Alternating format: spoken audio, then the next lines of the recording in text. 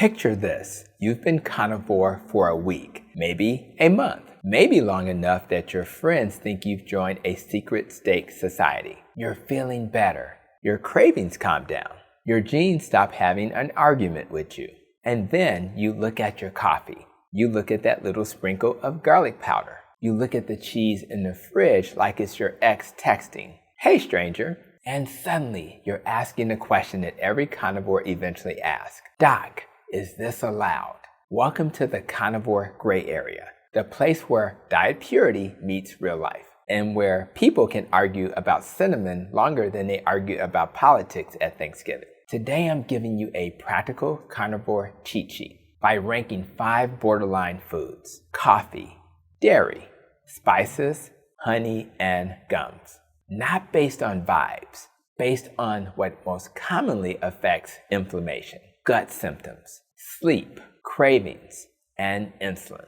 The stuff that actually moves the needle. And I'm going to say something that might shock the internet. If you're doing carnivore to heal, your results matter more than your labels. Because your body does not care what you call yourself. Your gut doesn't read your Instagram bio and say, "Oh wow, 95% carnivore. Let's stop bloating." So here's the framework. Carnivore isn't one diet. It's a spectrum.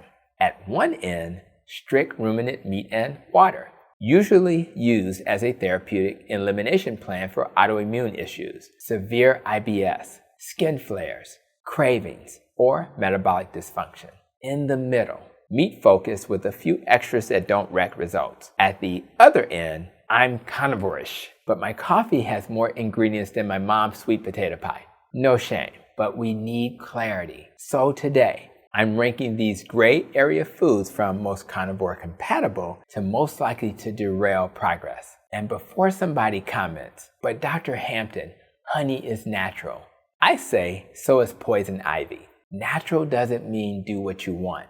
All right, word of the day, because we're classy over here. Today's word is dose. Dose means the amount matters. A teaspoon of something is not the same as I've bathed my ribeye in it and called it a lifestyle. The dose makes the difference between tolerated and why I'm itchy and tired again. Now let's rank these 5.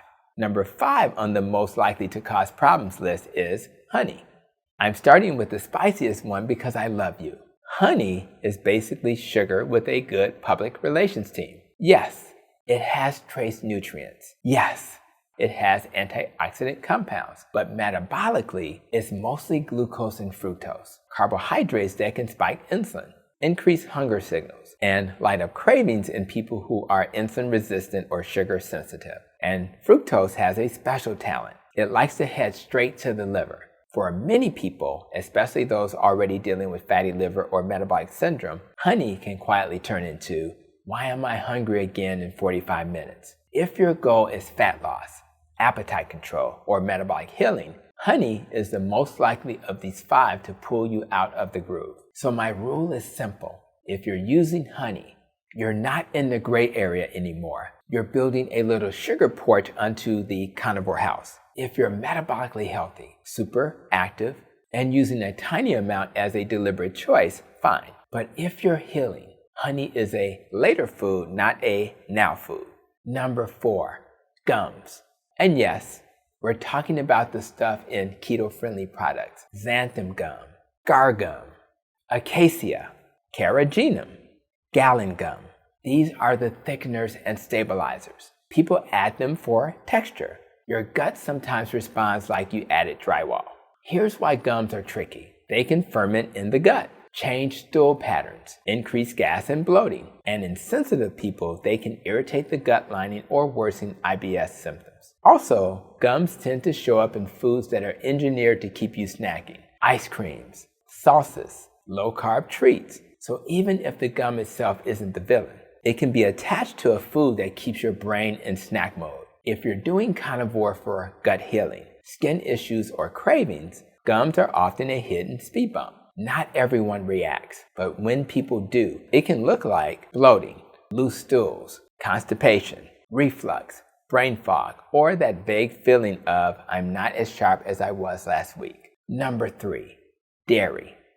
Ah yes, the food that has launched 1,000 comment wars. Dairy is interesting because it can be carnivore-ish, but it's not automatically problem-free. Here's the biology. Dairy has lactose, which is milk sugar, and proteins like casein and whey. Lactose can spike glucose in people who are intolerant or sensitive, and whey can stimulate insulin significantly, even when sugar is low, because it's rapidly absorbed and signals a strong anabolic response. For some people, that's great. For others, especially those using carnivore for fat loss or appetite control, it can stall progress or trigger cravings. Then there's casein. In sensitive people, it can contribute to inflammation-like symptoms, mucus production, skin flares, or digestive problems. So dairy can be a tool or trap. Here's my practical dairy ladder.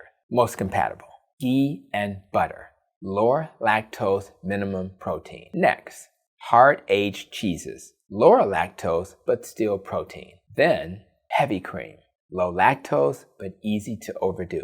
Least compatible: milk, sweetened yogurt, and keto desserts disguised as dairy. And remember the word of the day: dose. A little butter to cook your eggs might be fine. A cheese-based personality might not be. Quick pause. If you're finding this useful, do me a favor. Like and subscribe. Not because I need validation, but because it helps this message reach the people who are still being told to just eat less and move more while their hormones are screaming for help. All right, number 2, coffee. Now listen, I know, don't throw the mug at the screen. Coffee is a gray area MVP because people love it. And for many, it doesn't cause obvious problems. But physiologically, coffee is not neutral.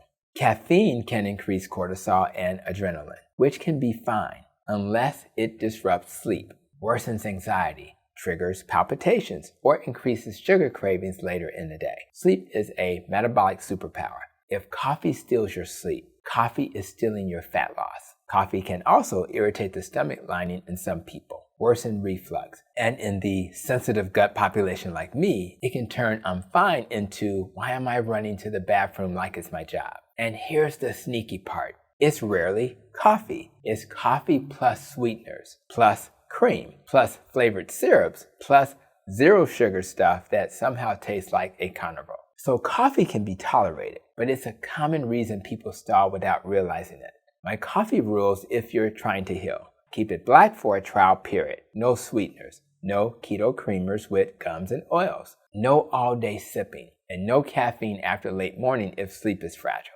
If you're exhausted, anxious, and sleeping poorly, coffee may be acting like a loan shark. It gives you energy up front and charges you interest at 2 a.m. And number 1, the most carnivore compatible of the 5, spices.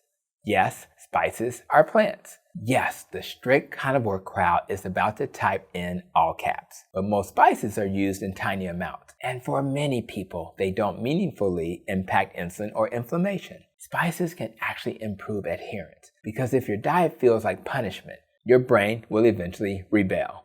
However, some people react to certain spices, especially if they have autoimmune issues, histamine intolerance, salicylate sensitivity, or they're doing carnivore as a strict elimination. Common culprits: chili powders, paprika, cinnamon, nutmeg, pepper, garlic, onion powders. Not because they're bad, but because your immune system might be on high alert and interpreting everything as a threat. So spices are most compatible unless you're in a therapeutic elimination phase. Now, here's the part that makes this a cheat sheet instead of a food fight. Ask yourself, what's your mission? If your mission is fat loss, hunger control, and metabolic health, honey is usually out. Gums are suspicious. Dairy is cautious. Coffee is conditional. Spices are generally fine. If your mission is autoimmune healing, severe gut issues, or skin flares, start stricter, then reintroduce systematically. Here's the reintroduction method I use clinically. Get a 10 to 14 day baseline with 0 gray area items, then add 1 item at a time for 3 days. What to track? Sleep, cravings, mood, skin, joints, stool, reflux, energy, and weight trend. If symptoms flare, pull it out for a week and reassess. This isn't about perfection. It's about cause and effect. Because the root cause goal is not how do I be the best carnivore on the internet. The root cause goal is how do I learn what my body is reacting to so I can heal and live free. One more truth. The people who do best long term usually stop thinking in moral language. Not I cheated, but I tested. Not I failed, but I collected data. You're not weak. You're running an experiment. And your body is giving you feedback in real time. So here's my challenge for you. In the comments, tell me where you're watching from and which gray area item is the biggest struggle. Coffee, dairy, spices, honey, or gums. And if you want more help, check out the video right here on the screen or subscribe to my channel right here, because your healing doesn't require you to be perfect. It requires you to be honest, consistent, and curious. And maybe, just maybe, it requires you to stop letting honey pretend it's a health food. I'll see you in the next video.